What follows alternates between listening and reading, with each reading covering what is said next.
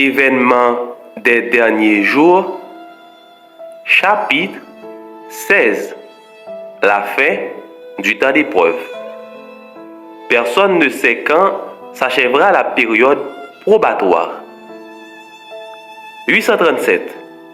Dieu ne nous a pas révélé quand ce message cessera d'être proclamé ou quand le temps de probation s'achèvera.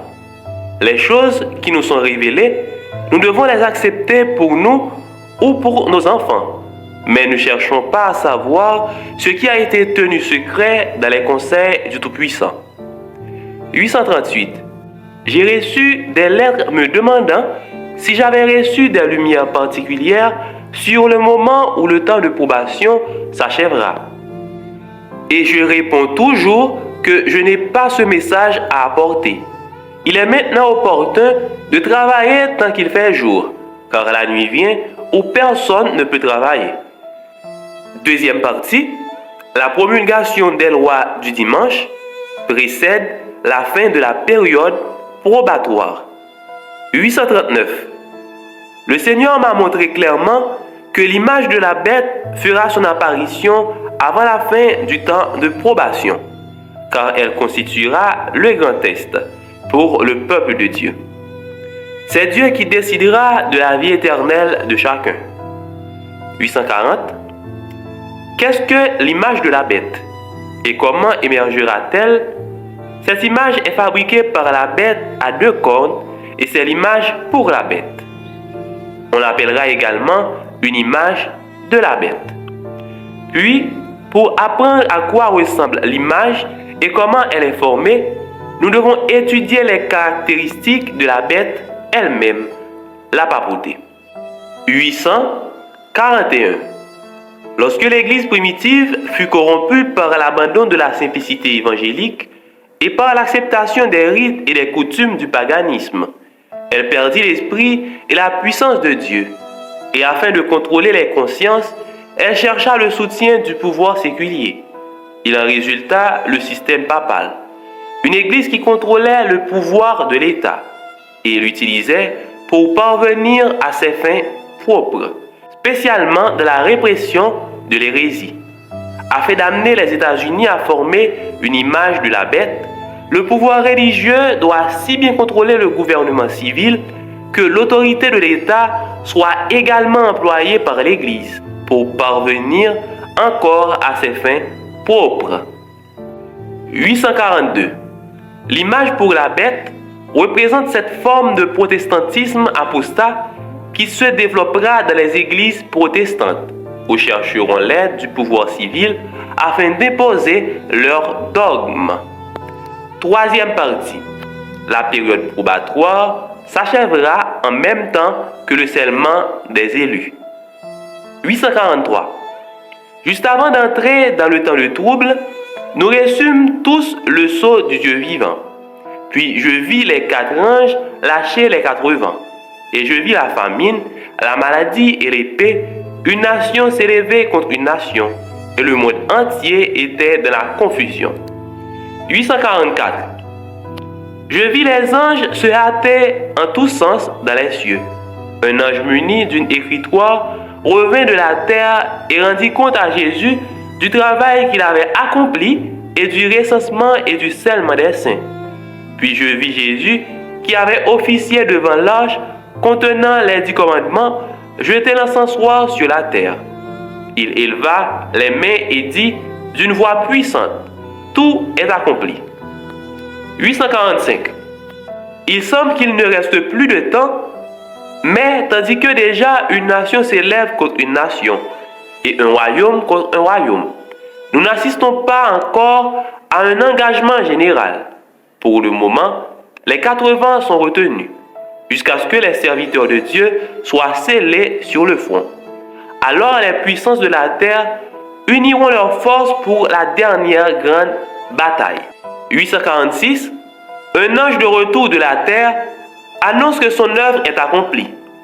Le monde a été soumis au test et tous ceux qui se sont révélés fidèles aux préceptes divins ont reçu le sceau du Dieu vivant. Alors Jésus cesse son intercession dans le sanctuaire céleste.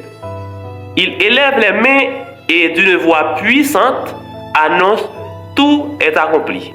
Quatrième partie, le temps de probation s'achèvera de manière soudaine et inattendue. 847, lorsque Jésus cesse de plaider pour l'homme, le cas de tous est à jamais décidé. Le temps de probation s'achève, l'intercession du Christ s'interrompt dans les cieux. Ce moment vient soudainement sur tous, et ceux qui ont négligé de purifier leur âme en obéissant à la vérité sont trouvés endormis. 848, lorsque le temps de probation s'achèvera, ce sera soudainement de manière inattendue, au moment où nous nous y attendrons le moins. Mais nous pouvons dès aujourd'hui être enregistrés comme purs dans les cieux et savoir que Dieu nous accepte. 849, lorsque l'œuvre du jugement investigatif s'achèvera, le destin de chacun sera arrêté, soit pour la vie, soit pour la mort. Le temps de probation se terminera peu de temps avant l'apparition du Seigneur sur les nuées des cieux. 850.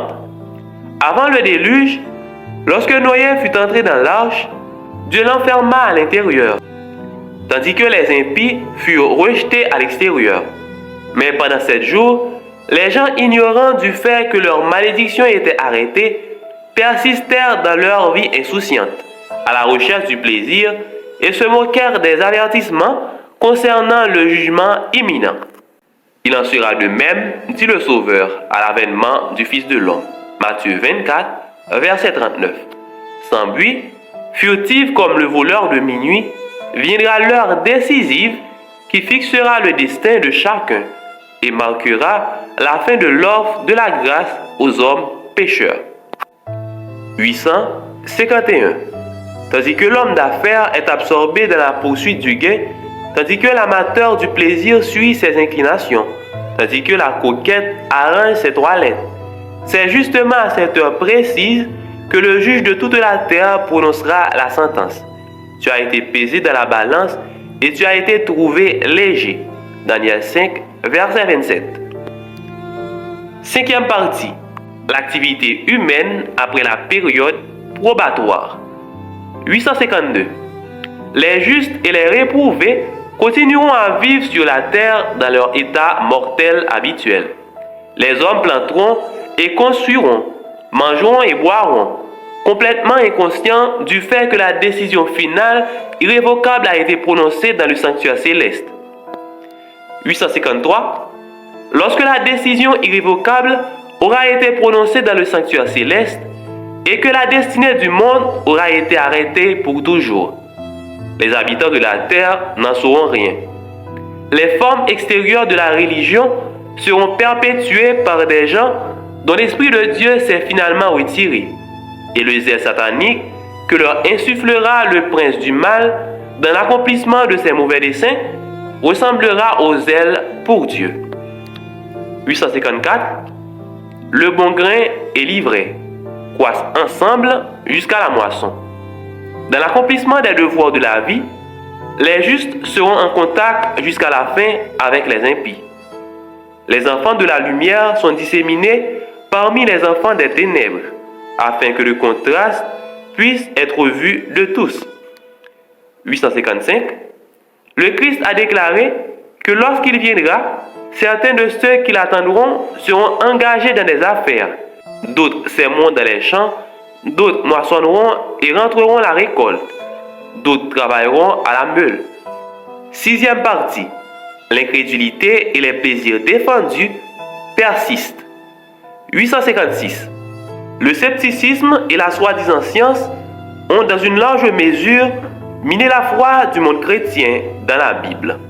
On accepte avec joie l'erreur et les fables afin de pouvoir céder à ses mauvais penchants, sans s'être inquiété, car on n'a pas envie de connaître Dieu.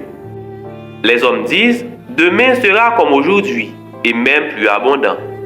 Mais au milieu de la recherche effrénée du plaisir à laquelle s'abandonnent les incroyants et les impies, le cri de l'archange se fait entendre et la trompette de Dieu retentit. 857. Alors que chacun dans notre monde s'investira dans une intense activité dominée par l'ambition égoïste du gain, Jésus viendra comme un voleur. 858. Lorsque ceux qui se prétendent le peuple de Dieu s'uniront avec le monde, vivant comme il vit, et se joignant à lui dans la recherche des plaisirs défendus, lorsque le luxe du monde deviendra le luxe de l'Église, lorsque les carillons de mariage retentiront et que tout le monde espérera de nombreuses années de prospérité mondaine, alors aussi soudaine que l'éclair des cieux se produira la fin de leur brillante vision et de leur espérance vaine. 7e partie. Les hommes seront accaparés par les affaires. 859.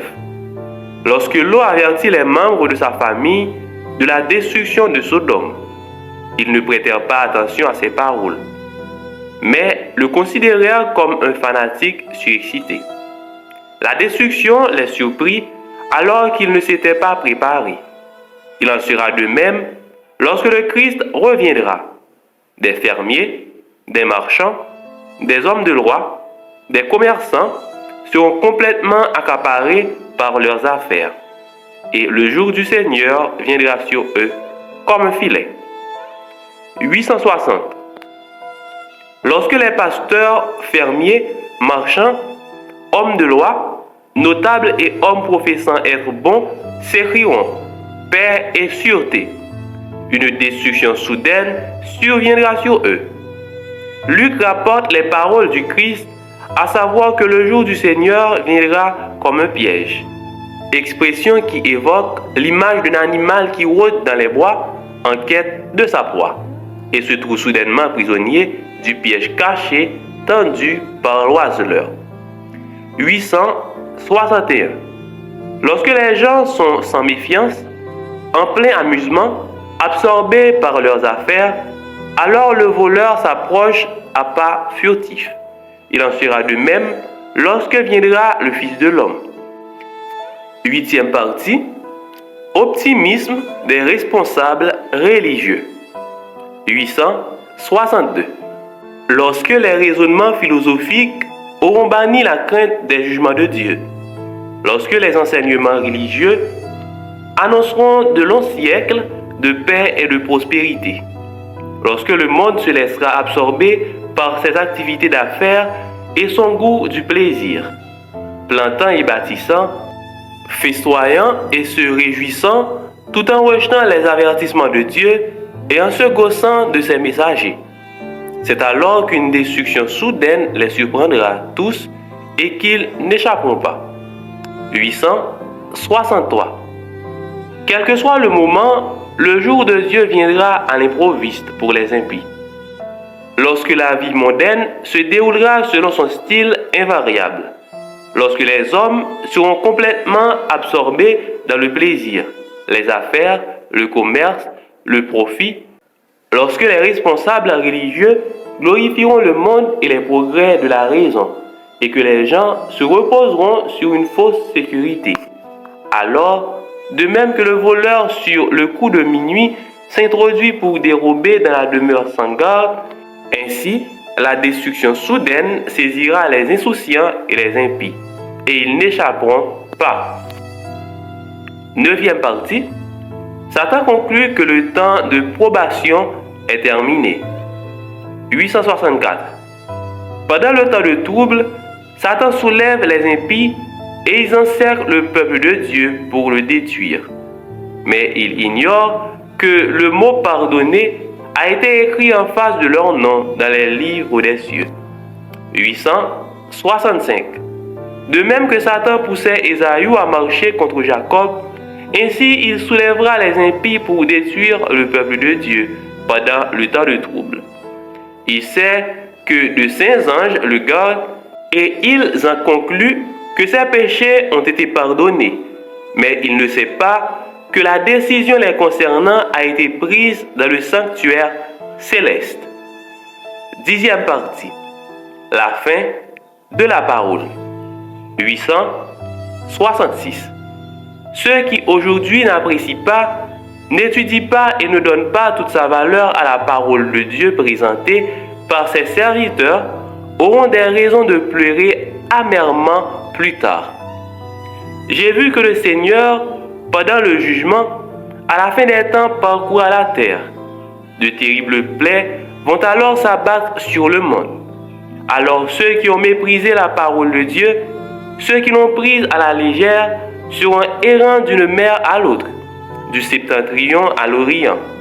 Ils iront ça et là pour chercher la parole de l'Éternel. Amos 8, verset 12. Le pays est frappé de famine.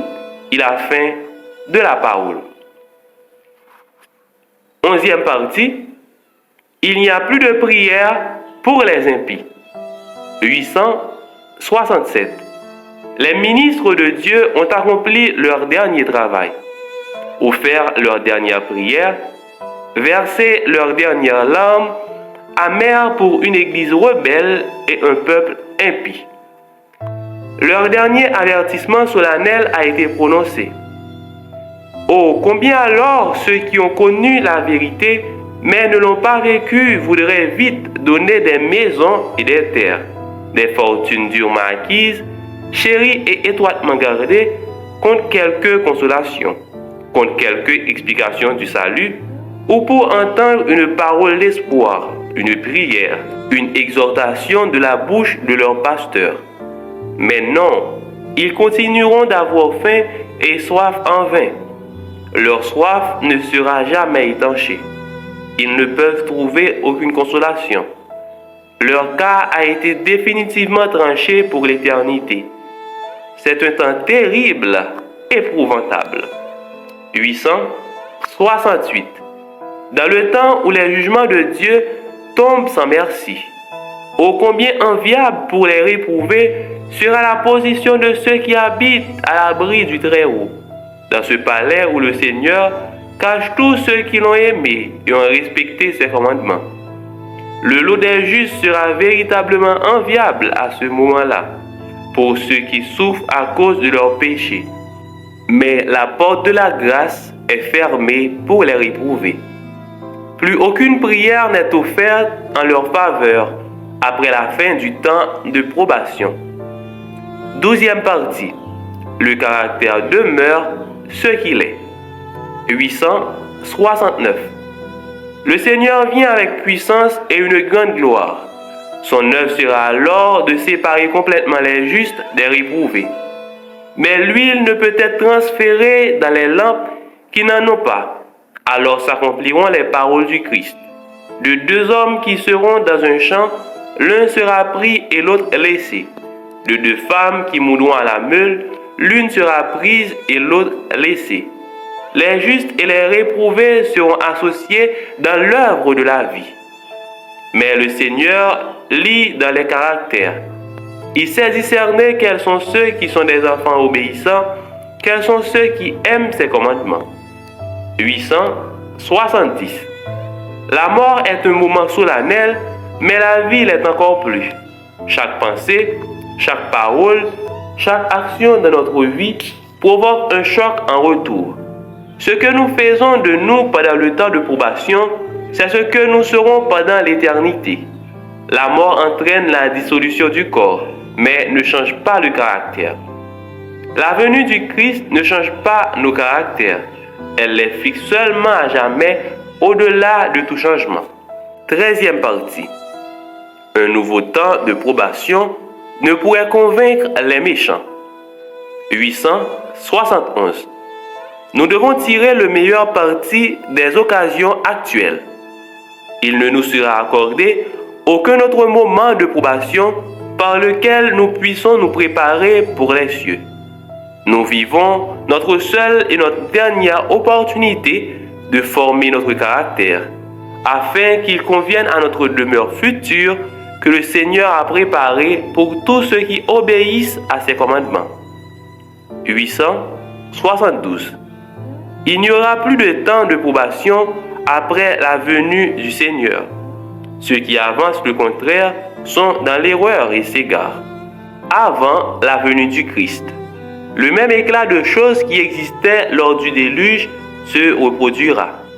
Et après que le Seigneur apparaîtra dans les nuées des cieux, aucune nouvelle chance ne sera donnée aux hommes de gagner le salut. Tous auront pris leur décision définitive. 873. Chacun sera jugé et mis à l'épreuve selon la lumière qu'il a reçue. Ceux qui se détournent de la vérité pour se tourner vers des fables ne doivent pas s'attendre à recevoir une nouvelle chance. Il n'y aura aucun millénium temporel. Ceux qui ont été convaincus dans leur cœur par le Saint-Esprit et qui résistent à la vérité, usant de leur influence afin que d'autres ne puissent la connaître, ne seront jamais convaincus à nouveau. Ils n'ont pas cherché à transformer leur caractère pendant le temps de probation qui leur était offert. Et le Christ ne leur redonnera pas l'occasion de paraître une nouvelle fois sur la terre. La décision est définitive. Amen.